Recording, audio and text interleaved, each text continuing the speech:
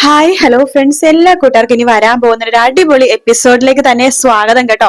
അങ്ങനെ അടുത്ത ആഴ്ച വരാൻ പോകുന്ന ഒരു അടിപൊളി കിടിലം എപ്പിസോഡ്സ് ആണ്. അങ്ങനെ ആകാശിന്റെ അടുത്താണെങ്കിൽ മീനാക്ഷി കാല് പിടിച്ച് പറയുന്നുണ്ട്, ആകാശെ ഈ കാർ നമുക്ക് കൊടുക്കാം, ഈ കാർ നമുക്ക് വേണ്ട, വീട്ടിലെ സമാധാനമാണ് നമുക്ക് വലുതെന്നൊക്കെ പറയുമ്പോ ആകാശ് പിടി കൊടുക്കുന്നില്ല. ആഹാ, നീ അങ്ങ് എന്തുവേലും ചെയ്തു, എനിക്ക് ഈ കാറിൽ അത് പറ്റില്ല, ഞാൻ ഈ കാർ എന്തായാലും ഉപയോഗിക്കും എന്നൊക്കെ പറഞ്ഞുകൊണ്ടിരിക്കുകയാണ്. അത് മാത്രല്ല ആകാശിനോട് രവീന്ദ്രൻ പറയുന്നുണ്ട്, ആകാശ ആ കാർ ആർക്കും ഓടിക്കാൻ കൊടുക്കരുത്, ആനന്ദും ആര്യനൊക്കെ ചോദിക്കും കാർ ഓടിക്കാൻ, നീ കൊടുക്കരുത്, കാരണം നമ്മൾ ഓടിക്കുന്ന കാർ വേറെ ആരും ഓടിച്ചാൽ ശരിയാവില്ല, കാറിന് ഡാമേജ് സംഭവിക്കും എന്ന് പറയാണ്. അത് തലകുലിക്ക് കേൾക്കുവാണ് കേട്ടോ നമ്മുടെ ആകാശാണെന്നുണ്ടെങ്കിൽ. പിന്നീട് ഇന്നത്തെ എപ്പിസോഡ് ഫുള്ള് നമ്മുടെ മുത്തശ്ശിയുടെയും അതുപോലെ തന്നെ ഗോമതിയുടെ ഭാഗങ്ങൾ മാത്രമേ ഉണ്ടായിരുന്നുള്ളൂ. ഗോമതി അടുത്തൊരു കാര്യം പറയാൻ വേണ്ടി മുത്തശ്ശി റോഡരികെ കാത്തിരിക്കുന്നുണ്ട്. ഗോമതി അവിടെ വരുമ്പോഴേക്കും മുത്തശ്ശി പറയാൻ ഒരുങ്ങാണ്, അതായത് ആ വിൽപത്രത്തിന്റെ കാര്യം പറയാൻ വേണ്ടി ഒരുങ്ങുവാണ്. പറയാൻ വേണ്ടി ഒരുങ്ങുമ്പോ കാർത്തി അവിടെ അനന്തം വരുന്നുണ്ട്. അനന്തം വരുന്നത് കൊണ്ട് തന്നെ പറയാൻ പറ്റുന്നില്ല നമ്മുടെ മുത്തശ്ശിക്ക്. ശേഷം മുത്തശ്ശിയുടെ എല്ലാവരും മാറി മാറി ചോദിക്കും. അനന്തനും അച്യുതനും നന്ദിനിയൊക്കെ മാറി മാറി, അലോകൊക്കെ മാറി മാറി ചോദിക്കുന്നുണ്ട്, മുത്തശ്ശി സത്യം പറ, ആ ഇതിന്റെ പിന്നിൽ എന്താണ് ആ ഒരു ഇതിന്റെ പിന്നിൽ വിൽപ്പത്രത്തിന്റെ പിന്നിൽ എന്തെങ്കിലും രഹസ്യം ഉണ്ടോ, എന്തെങ്കിലും കാര്യം ഉണ്ടെങ്കിൽ അമ്മ എപ്പോഴെങ്കിലും തുറന്നു പറ. എപ്പോഴും വിൽപ്പത്രത്തിന്റെ കാര്യം പറയുമ്പോ അമ്മ ഒഴിഞ്ഞു മാറാണ് ചെയ്യുന്നത്, എന്തെങ്കിലും ഉണ്ടെങ്കിൽ പറ എന്ന് പറയുമ്പോഴും മുത്തശ്ശി ഒന്നും പറയുന്നില്ല, ഒന്നുമില്ല തന്നെ പറഞ്ഞുകൊണ്ടിരിക്കുന്നത്. പക്ഷേ മുത്തശ്ശി അതിൽ ഒളിക്കുന്ന വലിയ രഹസ്യം വേറൊന്നുമല്ല, മുത്തശ്ശിയുടെ മക്കൾക്ക് എല്ലാവർക്കും ഒരുപോലെയാണ് സ്വത്തുക്കൾ ഭാഗം വെച്ചിരിക്കുന്നത്. 3 മക്കളുണ്ട്, അനന്തൻ, അച്യുതൻ, അതുപോലെ തന്നെ ഗോമതി. ഈ 3 പേർക്കും സ്വത്തുക്കൾ വകകളൊക്കെ കൊടുത്തിട്ടുണ്ട്. കാരണം അനന്തന് കൊടുത്തിരിക്കുന്നത് കുടുംബ സ്വത്തായിട്ടുള്ള ആ ഒരു ബിസിനസ്സും കാര്യങ്ങളും മേൽനോട്ടങ്ങളും വഹിക്കുക എന്നുള്ളതാണ്. കാരണം അവരുടെ ബിസിനസ്സും കാര്യങ്ങളൊക്കെ ഉണ്ടല്ലോ, ആ ബിസിനസ്സും കാര്യങ്ങളാണ് അനന്തനെ വേണ്ടി കൊടുത്തു വെച്ചിരിക്കുന്നത്. അച്യുതനാണെങ്കിൽ പറമ്പും സ്ഥലവും ഒക്കെ കൊടുത്തിട്ടുണ്ട്. അതായത് ഒരുപാട് പറമ്പും സ്ഥലവും വേറെ സ്ഥലത്തുണ്ട്. അവിടെ അച്യുതൻ വല്ല ബിസിനസ്സോ കാര്യങ്ങളോ നടത്തട്ടെ, അല്ലെങ്കിൽ ആ സ്ഥലത്ത് പൊന്നും വില കിട്ടുന്ന സ്ഥലം ആട്ടോ, ആ സ്ഥലം അച്യുതന് ഫുള്ളായിട്ട് കൊടുത്തിരിക്കുകയാണ്. പിന്നെ ഇപ്പൊ ഇവര് വെച്ച് നോക്കുമ്പോ കുറവ് ഗോമതിക്ക് തന്നെയാണ് കൊടുത്തിരിക്കുന്നത്. ആ വീടാണ് ഗോമതിക്ക് കൊടുത്തിരിക്കുന്നത്. ആ വീടും ആ വീടിരിക്കുന്ന സ്ഥലവും മാത്രമേ ഗോമതിക്കുള്ളൂ. അപ്പൊ വീടും സ്ഥലവും ഗോമതിയുടെ പേരിലാണ്. ഇതാണ് മുത്തശ്ശി ശരിക്കും ഗോമതി അടുത്ത് പറയാൻ വരുന്നത് കേട്ടോ. പക്ഷെ ഗോമതി അത് കേൾക്കാനായിട്ട് പറ്റുന്നില്ല. അങ്ങനെ കേൾക്കാൻ നിൽക്കുമ്പോഴേക്കും ആരെങ്കിലൊക്കെ ഇടയിൽ കയറി വരും. ഇന്ന് അച്യുതൻ വന്നു, നാളെ ദേവി വരും, നാളെ മുത്തശ്ശി എങ്ങനെയെങ്കിലൊക്കെ മോളോട് ഈ സത്യം പറയാൻ വെച്ചിട്ട് മുറ്റത്ത് വന്ന് നിൽക്കും. എന്നിട്ട് ഗോമതിനെ വിളിക്കുന്നുണ്ട്. അപ്പൊ ഗോമതി അടുത്ത് വരുമ്പോഴേക്കും പെട്ടെന്ന് ദേവി അങ്ങോട്ടേക്ക് വരുമ്പോഴേക്കും അവര് വീണ്ടും അവിടെ നിന്ന് പോകുവാണ്. അങ്ങനെ ആ സത്യം വീണ്ടും പറയാൻ പറ്റുന്നില്ല. പക്ഷെ നാളെ കഴിഞ്ഞ് ഈ സത്യം ദേവമംഗലം കൃഷ്ണമംഗലം അറിയാണ്. സ്വത്തുക്കളെല്ലാം ഗോമതിയുടെയും അച്യുതന്റെ അനന്തന്റെ പേരിൽ ഒരുപോലെയാണ് മുത്തശ്ശി എഴുതി വെച്ചേക്കുന്നത്. ഗോമതിയുടെ പേരിൽ ആ വീടെന്ന് അറിയുമ്പോഴുണ്ടല്ലോ മുത്തശ്ശീനെ ഇരിക്കി പൊറപ്പിക്കില്ല. അവിടെ പ്രശ്നമായി ബഹളമായി ആകെ പ്രശ്നങ്ങളായി.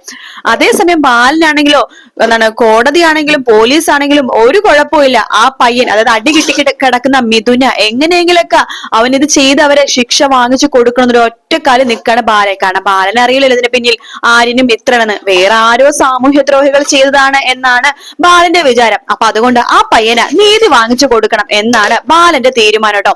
അതിനു വേണ്ടി ബാലൻ ഇപ്പൊ പറയാം പോലീസിലൊക്കെ പരാതിപ്പെടുന്നുണ്ട്. പോലീസ് ക്വസ്റ്റ്യൻ ചെയ്യാൻ വേണ്ടിട്ട് ഗോമതി സ്റ്റോഴ്സിലേക്ക് വരുന്നുണ്ട്. അപ്പൊ അവിടെ ധർമ്മനും രാമേട്ടന് മാത്രമേ ഉള്ളൂ കേട്ടോ.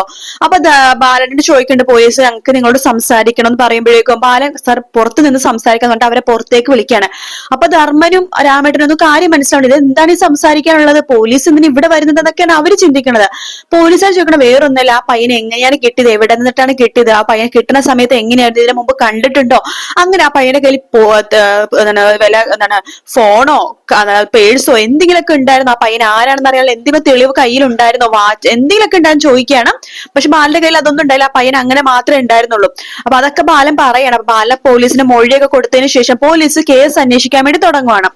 അതേസമയം ബാലനോട് ചോദിക്കേണ്ടത് ധർമ്മനും രാമേട്ടനും എന്താ പോലീസ് വന്നത്, അതിനെ കാരണം എന്നൊക്കെ ബാലേട്ടൻ പറയണത് വേറൊന്നുമല്ല, അത് വേറെ കുറെ കേസുകളും കാര്യങ്ങളൊക്കെ പറഞ്ഞു, അങ്ങനെയൊന്നും ഇല്ല, ഇങ്ങനെയാണ്, അതാണ് ഇതാണെന്നൊക്കെ പറഞ്ഞിട്ട് ഒഴിഞ്ഞു മാറണം ചെയ്യണം. അപ്പൊ ഇവർക്കൊരു സംശയമുണ്ട്, എന്തോ ഒരു വള്ളിക്കെട്ട് ഒപ്പിച്ചിട്ടുണ്ട്, അത് എന്താന്ന് പക്ഷെ ഇവർക്കും ആർക്കും മനസ്സിലാവണില്ല. മിത്രയാണെങ്കിൽ വീണ്ടും വീണ്ടും ആര്യനെ ബുദ്ധിമുട്ടിച്ചുകൊണ്ടിരിക്കുക കേട്ടോ. ആര്യ, നമുക്ക് പോലീസിനോട് സത്യം പറയാ ആര്യ, എന്തിനു നമ്മൾ മനസ്സിൽ വെച്ചുകൊണ്ടിരിക്കുന്നത്, അല്ലെങ്കിൽ നമുക്ക് ഒളിച്ചോടി ഇവിടെ എവിടെയെങ്കിലും പോകാം എന്നൊക്കെ പറയുമ്പോൾ ആര്യം പറയണ്ട്, നമ്മൾ എത്ര ഭൂലോകത്ത് എവിടെ പോയി ഒളിച്ചിരുന്നാലും ഈ പ്രശ്നത്തിൽ നമ്മൾ മാത്രം രക്ഷപ്പെട്ട് കാര്യമുണ്ട്, നമ്മുടെ വീട്ടുകാരും കൂടി കുടുങ്ങിപ്പോകും. അതുകൊണ്ട് വേണ്ട മിത്ര, വരുന്നിടച്ച് കാണാൻ പറ്റും മിത്രനെ സമാധാനിപ്പിക്കുകയാണ്. അതേസമയം ദേവിയാണെന്നുണ്ടെങ്കിലോ എങ്ങനെയെങ്കിലും ഒരു പുതിയ കാർ മേടിക്കണം, അല്ലെങ്കിൽ ഈ കാറിന് എന്തെങ്കിലും പണി കൊടുക്കണം, അതിനുവേണ്ടി കാറിന്റെ ടയറിന്റെ കാറ്റ് കൂലി വിടുന്നുണ്ട് ദേവി കേട്ടോ. മീനാക്ഷിയും അതുപോലെ തന്നെ ആകാശം പുറത്തു പോവാതിരിക്കാനായിട്ട്. അങ്ങനെ മീനാക്ഷിക്കും ആകാശിനാണെങ്കിൽ പുറത്തു പോകാൻ പോലും പറ്റാത്ത അവസ്ഥയാട്ടോ. കാരണം ദേവി കാറിന്റെ ടയറിന്റെ കാറ്റൂരി വിട്ടിരിക്കുകയാണ്. പക്ഷെ ആകാശിന് മനസ്സിലായി വീട്ടിൽ ആരോ ആണ് ഇത് ചെയ്തേന്ന്. ആകാശ് തുടങ്ങിയില്ലേ പ്രശ്നം ഉണ്ടാക്കാൻ. സത്യം പറ, ഈ ടയറിന് പുതിയ ടയറാണ്, ഒരു കുഴപ്പമില്ലാത്ത ടയറാണ്. ഞാൻ ഓരോരോ സെക്കൻഡും വന്ന് നോക്കുകയാണ്, ഇതിനൊരു പ്രശ്നം ഉണ്ടായില്ല. ഇപ്പൊ ഈ ഒരു 5 മിനിറ്റിൽ ഈ കാറിന് എന്തോ സംഭവിച്ചു. ആരാണ് ഈ കാറിന്റെ കാറ്റൂരി വിട്ടത്? അമ്മയാണോ, അച്ഛനാണോ, ദേവിയെടുത്തിയാണോ? ഇവരെയാണ് സംശയം നമ്മുടെ ആകാശിന്. അതിനുശേഷം ആരെങ്കിലൊക്കെ ആവട്ടെ, ആകാശ് ഒരു കാര്യം ചെയ്യും, ടയർ പഞ്ചറാന്നല്ലേ ഉള്ളൂ, വർക്ക്ഷോപ്പിൽ നിന്ന് ആളെ വിളിക്കാന്നൊക്കെ പറഞ്ഞ മീനാക്ഷി ആ പ്രശ്നം സോൾവ് ചെയ്യുന്നുണ്ട്. പിന്നീടാണ് നമ്മുടെ ആര്യനും ആനന്ദിനും ഒരു ആഗ്രഹം. എന്തൊക്കെ പറഞ്ഞ മുറ്റത്ത് കിടക്കുന്ന ഒരു കാറല്ലേ, ആ കാർ ഒന്ന് ഓടിച്ചു നോക്കാൻ ആർക്കായാലും ഒരു ആഗ്രഹം ഉണ്ടാവില്ലേ? അതുകൊണ്ട് തന്നെ ആനന്ദ് പറഞ്ഞടാ, ഈ കാറ് നമുക്കൊന്ന് ഓടിച്ചു നോക്കിയാലോടാ. പറയും അപ്പൊ ആര്യം പറഞ്ഞ അതെ അതെ, എനിക്കും ആനന്ദേട്ടൻ ഡ്രൈവിംഗ് അറിയില്ല, നമ്മൾ മാറി മാറി ഓടിക്കാം. ആകാശേട്ടാ നമുക്ക് വെറുതെ പുറത്തു പോയി വന്നാലോ? അപ്പൊ ആകാശിന്റെ മുഖമൊക്കെ ആകെ മാറും കേട്ടോ. എന്താ ആകാശേട്ടാന്ന് ആര്യം ചോദിക്കുമ്പോ ഒന്നുമില്ലടാ എന്ന് പറയാണ്. അല്ല, കാറ് എടുത്ത് ഓടിക്കാ. അത് കാർ ഇപ്പൊ ഓടിക്കലടാ. അതെ, കാറിന് ഒരു ചെറിയൊരു പ്രശ്നം പോലെ, വർക്ക്ഷോപ്പിൽ നിന്ന് ആള് വരും. വർക്ക്ഷോപ്പിൽ നിന്ന് ആള് വരുമെന്നോ? അത് ഞാൻ നോക്കാലോ എന്ന് ആനന്ദ് പറയുമ്പോ വേണ്ട ആനന്ദേട്ടാ, കുഴപ്പമൊന്നുമില്ലെന്ന് പറയാണ്. അല്ല, ഞാൻ ഓടിച്ചു നോക്കട്ടെ എന്ന് പറയുമ്പോഴേക്കും ആകാശ് ആനന്ദിനും ആര്യനും ഒന്നും ഓടിക്കാനേ കൊടുക്കുന്നില്ല കേട്ടോ. വേറൊന്നുമല്ല, ആകാശിന്റെ മാത്രം വേണം, ആകാശ് മാത്രം തൊടാൻ പാടുള്ളൂ, ഓടിക്കാൻ പാടുള്ളൂ, ആ ഒരു സെറ്റപ്പാണ്. അപ്പൊ ആര്യന്റെ കാര്യം മനസ്സിലായി. ആകാശിന് എന്തൊക്കെയോ ഒരു ഇഷ്ടക്കുറവുണ്ട്, കാർ എടുക്കുന്നതിലും തൊടുന്നതിലൊക്കെ എന്തോ ഒരു പ്രശ്നം വന്നു തുടങ്ങിയിട്ടുണ്ടെന്ന് ആര്യനെ മനസ്സിലായി. ആര്യം പണ്ട് സാരില്ല ആകാശേട്ടാ, ശരി എന്നൊക്കെ പറയാണ്. പക്ഷെ നമ്മുടെ ധർമ്മനാണെന്നുണ്ടെങ്കിൽ പാവം, ആ കാറ് കണ്ടപ്പോ വേറെ തൊടാനും പിടിക്കാനും ഒക്കെ ഒന്ന് തോന്നി. കാറ് തൊടുകയും ഒന്ന് തലോടുകയൊക്കെ ചെയ്യുമ്പോഴേക്കും അത് ആകാശിനെ പിടിക്കുന്നില്ല. അത് ആകാശ് പ്രശ്നം ഉണ്ടാക്കുക, എന്റെ കാറിൽ എന്തിനാ തൊടുന്നത്, സ്ക്രാച്ച് ആകും, കാറിൽ പൊടി വീഴും, അത് വീഴും, ഇത് വീഴും, ചളക്ക് വീഴും, അത് വീഴും എന്ന് പറഞ്ഞ പ്രശ്നങ്ങളുടെ കൂമ്പാരം കേട്ടോ. അത് മാത്രല്ല, കാറ് വെക്കാട്ടൊരു ഷെഡ് ഉണ്ടാക്കാൻ വേണ്ടിട്ട്, അല്ലെങ്കിൽ ഇലയും മണ്ണും പൊടിയൊക്കെ വീടില്ലേ, അതുകൊണ്ട് നല്ല വില കൂടി ഷെഡ് ഉണ്ടാക്കാൻ വേണ്ടി തന്നെ തീരുമാനിക്കും. ഒരു ഷെഡ് ഉണ്ടാക്കാൻ 50,000 രൂപ കൊടുത്തിട്ട് ഒരു ഷെഡ് ഉണ്ടാക്കാൻ വേണ്ടി തീരുമാനിക്കുകയാണ് ആകാശ്. അതിനുവേണ്ടി പണം അച്ഛനോട് ചോദിക്കുകയാണ്. അങ്ങനെ വീട്ടിൽ ആ കാറ് കാരണം ആകാശ് എത്രമാത്രം പ്രശ്നം ഉണ്ടാക്കോ അത്രമാത്രം പ്രശ്നം ഉണ്ടാക്കണം. അപ്പൊ മീനാക്ഷിക്ക് മതിയാവാട്ടോ. കാരണം ശരിയാണ് എല്ലാരും പറഞ്ഞത്, ആകാശ് ഇത് വലിയൊരു പ്രശ്നമാക്കും, കുടുംബത്തിൽ സമാധാനം ഉണ്ടാവില്ലെന്ന് മീനാക്ഷിക്ക് മനസ്സിലാവണം.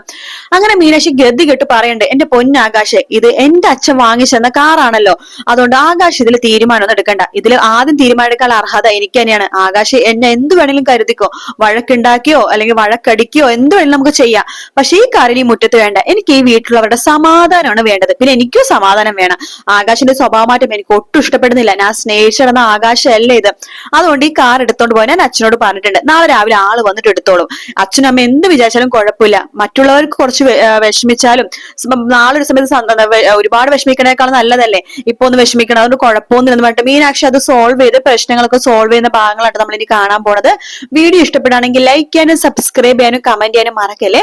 മറ്റൊരു വീഡിയോ ആയിട്ട് കാണാം ഫ്രണ്ട്സ്. Take care.